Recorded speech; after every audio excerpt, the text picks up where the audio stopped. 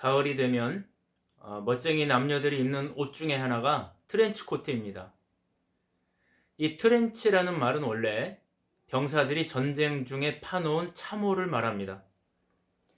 이 참호는 적들의 공격을 피하는 곳이기도 하지만 사실 이 참호 속이라는 게 아주 열악한 환경입니다. 비가 오면 빗물이 그대로 고이고요. 벌레들이나 쥐들이 오가는 그런 곳입니다. 땅바닥에서 올라오는 한기나 축축함 때문에 병사들이 옷이 적기가 일쑤이고 겨울에는 그 참호 속에서 겨울을 지내는 일이 보통 어려운 일이 아닌 것입니다.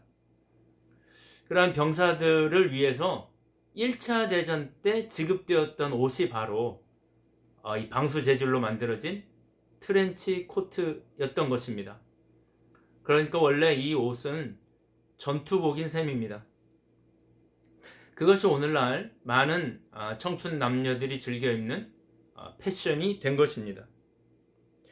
설교를 준비하면서 옷에 관한 이야기를 읽다 보니까 참 재미있는 일들이 많았습니다만 다음에 또 나누어 보기로 하고, 오늘 본문의 주제는 바로 옷입니다. 사실 저는 옷 입는 일에 별로 큰 관심이 없습니다. 특별한 일이 없을 때는 청바지나 일하기 쉬운 복장으로 다닐 때가 많습니다. 아무리 목사라도 도시락 배달을 하거나 화단을 정리하면서 양복을 입고 할 수는 없는 일입니다. 물론 오늘처럼 예배나 장례식이나 이런 장소에 따라서 옷을 갖춰 입어야 할 때는 장소에 누가 되지 않도록 갖춰 입는 편입니다. 그런데 살다 보니 의외로 많은 사람들이 옷에 대한 관심이 많습니다. 어제나 오늘이나 별반 차이가 없어 보이는데 꼭 나 오늘 어때? 그러면서 물어보는 사람들이 있습니다. 좀 난감할 때가 있습니다. 얼마 전에는 정의당의 어떤 젊은 여자 국회의원이 좀 비교적 짧은 원피스를 입고 국회에 나타나서 많은 사람들이 갑론을박을 했습니다. 제 입장에서 이렇다 저렇다 할 마음은 없지만은 우리가 살면서 기왕이면 다른 사람들에게 오해를 사거나 민폐가 될 만한 옷은 입지 않는 것이 좋지 않을까 생각해 봅니다. 오늘 본문의 주제는 옷인데 첫 구절이 이렇게 시작합니다. 너희가 이 시기를 알거니와. 바울이 말한 이 시기란 어떤 시기일까요? 바울이 로마서를 쓴 것은 AD 57년경으로 알려져 있습니다. 이때는 글라우디오라고 하는 황제가 로마에서 모든 유대인들을 추방한 지 한 7, 8년쯤 된 때입니다. 황제가 유대인들을 추방한 이유는 로마 안에서 예수 믿는 유대인들과 믿지 않는 유대인들이 서로 싸웠기 때문입니다. 예수 믿는 유대인과 믿지 않는 유대인들이 서로 싸우는 것을 보고 황제가 이것이 로마 전체 공동체에 뭔가 피해가 될 것 같아서 모든 유대인들을 아예 추방시켜버린 것입니다. 그리고 한 7, 8년이 지난 다음에 이 로마서를 썼습니다. 그때는 쫓겨났던 유대인들이 조금씩 돌아올 때였던 것입니다. 그로부터 약 7년 후, 그러니까 AD 64년에는 우리가 알고 있는 그 유명한 네로가 로마 시내에 방화를 하고 기독교인들에게 뒤집어 씌워서 기독교인들을 잔인하게 핍박하던 때였습니다. 바울이 이 시기를 알거니와 라고 할 때 로마 교인들은 아마 그런 모든 시대적인 정황을 염두에 두지 않았을까 생각해 볼 수 있습니다. 또 로마 교회 내부에도 문제가 있었습니다. 로마서 9장부터 11장까지를 읽어보면 바울이 대조되는 몇 단어를 사용하는 걸 알 수 있습니다. 예를 들어 돌감람나무, 참감람나무. 돌감람나무는 이방인을 말하고 참감람나무는 유대인들을 말합니다. 또는 약한 자와 강한 자. 강한 자는 부자들, 돈이 많은 부자들을 말하고 약한 자들은 노예들을 말합니다. 헬라인이나 유대인. 그러니까 로마 교회 안에는 헬라인도 있었고 유대인들도 있었다는 말입니다. 그러니까 교회 안에 여러 계층 간의 갈등이 있었다는 것을 알 수 있습니다. 바울이 로마서 12장을 시작하자마자 너희가 서로 사랑하라는 말씀으로 먼저 그 말씀을 시작하는 이유를 우리는 이 9장부터 11장까지의 정황을 보면 알 수 있습니다.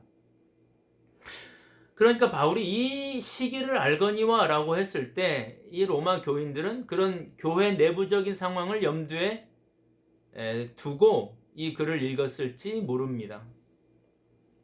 그러나 바울이 이 시기라고 할 때 이 시기는 그런 정치 사회적인 상황이나 교회 내적인 분위기만을 의식해서 한 말이 아닙니다. 바울이 사용한 이 시기라는 단어는 헬라어로 카이로스라고 하는데, 이 카이로스라는 말은 하나님이 정하신 바로 그때, 우리가 임의로 어떻게 바꿀 수 없는 하나님만의 시간을 말할 때는 카이로스라는 단어를 씁니다. 예를 들어 예수님이 십자가를 질 때가 가까이 왔다라든지, 아니면 때가 찼고 하나님의 나라가 가까이 왔다라고 하든지 할 때 그 모든 때들은 다 카이로스, 하나님의 시간이 되었다, 그런 뜻으로 사용되었습니다. 그냥 사람들끼리 쓰는 단어, 쓰는 시간이란 말은 크로노스라고 합니다. 내일 언제 몇 시에 어디서 만나자 그랬으면 그때는 크로노스란 단어를 쓰는 것입니다. 그러니까 이 카이로스란 단어를 썼다는 말은 하나님만이 정하신 어떤 그 중요한 시간, 하나님의 시간이 왔다는 것을 바울이 말하기 위해서 굳이 이 단어를 사용한 것입니다. 여러분, 그렇다면 그 하나님만의 시간, 그 시기가 뭘까요? 바로 종말입니다. 바울이 영적인 눈으로 볼 때 지금 종말의 시기가 되었다고 느껴지는 것입니다. 예수님이 말씀하셨던 바로 그 종말의 시기가 지금이 아닌가, 그런 생각이 들었다는 것입니다. 여러분, 바울이 이 종말의 시기에 로마 교회 교인들에게 권면한 내용을 자세히 보십시오. 무슨 말을 했는가? 첫째는 보니까 빨리 잠에서 깨라고 말씀합니다. 11절 중반절을 보세요. 자다가 깰 때가 벌써 되었으니, 여러분, 자다가 깰 때가 되었다는 말이 무슨 말입니까? 지금 종말의 때가 1분 1초 다가오고 있으니까 여러분의 시간을 낭비하거나 허비하지 말고 좀 선하고 아름답고 가치 있게 남은 시간을 보내라, 그런 뜻 아니겠습니까? 영적인 잠을 자지 말라는 말 아니겠습니까? 영적인 수면 상태에 빠져 있지 말라는 말 아니겠습니까? 제가 어르신들을 여러분 모시다 보니까 사람들이 하는 말이 자는 숨결에 돌아가시면 좋다, 그런 말을 합니다. 저도 우리 어르신들이 곤히 주무시다가 하나님 나라 가면 참 좋겠습니다. 자는 잠결에 세상을 떠나면 좋겠습니다. 여러분, 육체적으로는 그것이 복이 될지 모르나 영적으로는 그렇게 하면 안 됩니다.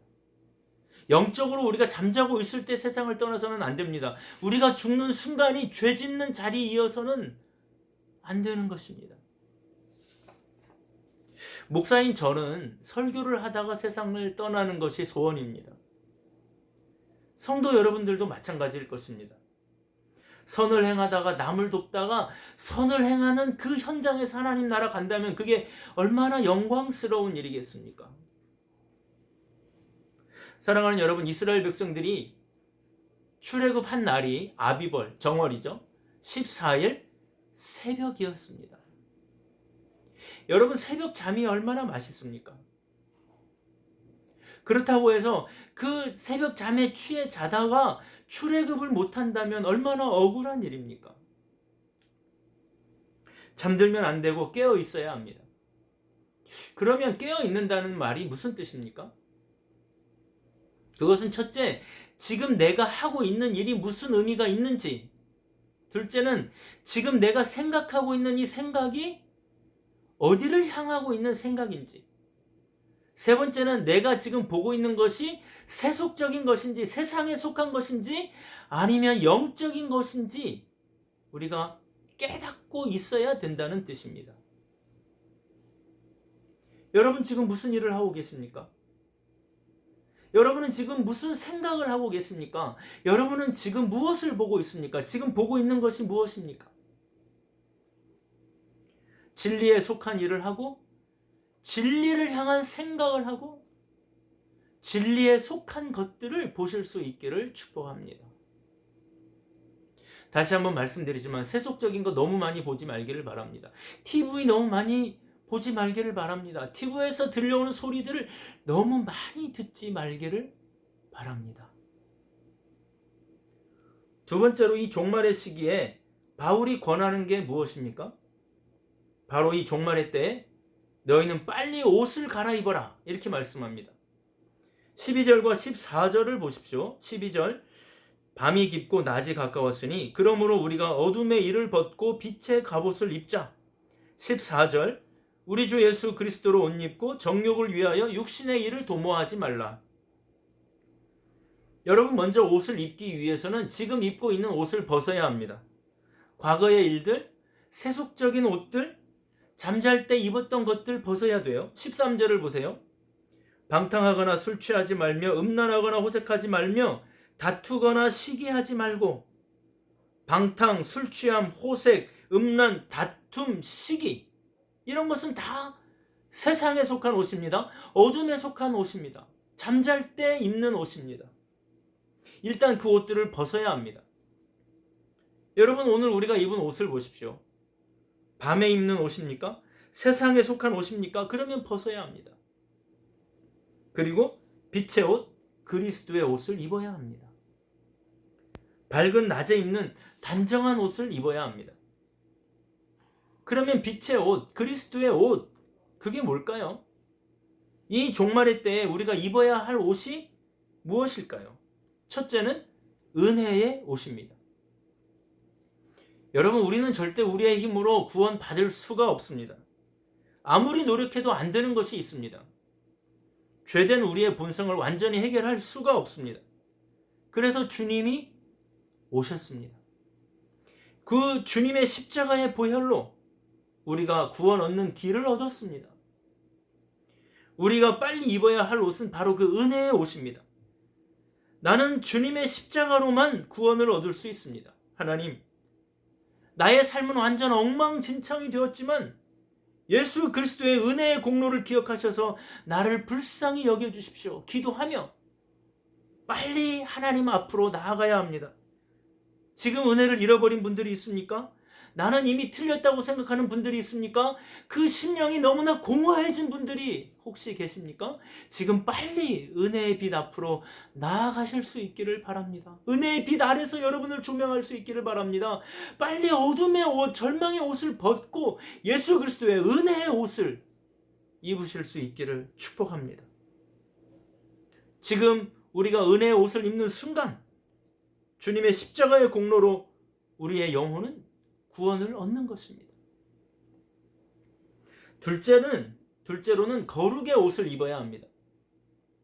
주님의 거룩함으로 우리의 옷을 삼아야 합니다. 거룩한 옷. 여러분, 거룩이란 말은 착하게 살고 젠틀하게 살고 예절 있게 살고 뭐 그런 게 아닙니다. 거룩이란 말은 예절이 아닙니다. 거룩이란 말은 나의 말, 나의 생각, 내가 추구하는 방향, 무엇을 위해 사는지에 대한 가치관, 그런 것들이 세상과 완전히 구별된다는 뜻입니다. 거룩의 다른 말은 예절이 아니고 구별입니다. 세상과 확실히 구별됩니다. 말하는 방향, 생각하는 방향, 일하는 방향, 세상의 이익을 추구하지 않고 나의 탐심을 위해서 살지 않고, 여러분, 교회도 마찬가지예요. 교인들 중에도 나의 탐심을 채우기 위하여 예수 믿는 사람이 있는가 하면 하나님 나라 확장을 위하여 예수 믿는 사람이 있습니다. 완전히 달라요. 옷이 달라요. 목적이 달라요. 예수님이 만일 이 세상에 오셔서 딱 보시면 옷이 완전히 구별됩니다. 나의 이익을 위하여 사는 삶인지 하나님의 나라를 위하여 사는 삶인지 옷이 달라요. 다른 사람들은 다 자신만을 위해서 사는데 어떤 사람은 보면 하나님의 나라를 위하여, 주님의 영광을 위하여, 이웃의 아픔을 대신하며, 공동체를 위하여, 하나님의 나라 확장을 위하여, 그것이 자신의 삶의 전부인 사람들이 있어요. 주기철 목사님의 손자 주승중 목사님의 설교를 들으면 참 기가 막힙니다. 일본 경찰이 주 목사님을 고문한 이야기를 들으면 맨정신으로 듣기가 참 어렵습니다.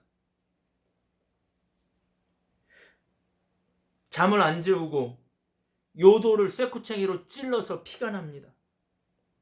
그 고통과 후유증이 몇 날 며칠을 갑니다. 바지가 다 피범벅이 됩니다. 너무나 가혹한 고문에 정신을 잃을 때가 한두 번이 아닙니다. 사모님이 추운 겨울에 목사님을 찾아오셨습니다. 목사님이 사모님에게 말합니다. 소못 해오지 마시오. 그냥 배 옷을 주시오. 왜냐하면 소못을 입으면 피가 옷에 달라붙습니다.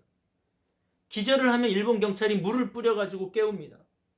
그러면 그 물이 소못에 스며들어서 꽝꽝 얼어가지고 다리가 시리고 더 고통스럽게 됩니다. 그러니까 주 목사님이 사모님에게 소못을 넣지 마시오. 사랑하는 여러분, 주기철 목사님이 입었던 옷이 어떤 옷입니까? 그의 겉옷은 피범벅이 되었지만 그 속사람이 입었던 옷은 하나님 나라를 향한 순결의 옷 그 자체였습니다. 그의 삶은 완전히 하나님 나라에 바쳐진 삶이었습니다. 사랑하는 여러분, 오늘날 많은 사람들이 자신의 아름다움을 보여주기 위해 옷을 잘 차려 입습니다. 옷에 관한 관심이 많습니다. 그러나 우리는 옷을 입을 때마다 생각을 해야 합니다. 거울 앞에 설 때마다 생각을 해야 합니다. 나는 지금 이 옷을 입고 있지만 내 내면의 옷은 어떤 옷을 입고 있는가? 나의 속사람은 어떤 옷을 입고 있는가 생각해야 합니다. 여러분, 우리는 하나님 나라의 대표 선수들입니다. 대표 선수는 대표 선수의 유니폼이 있습니다. 오늘도 나는 하나님 나라의 대표 선수의 유니폼을 잘 입고 있는가 점검해 보아야 합니다. 여러분, 종말에는 우주적인 종말만 있는 것이 아닙니다. 개인적인 종말도 있습니다.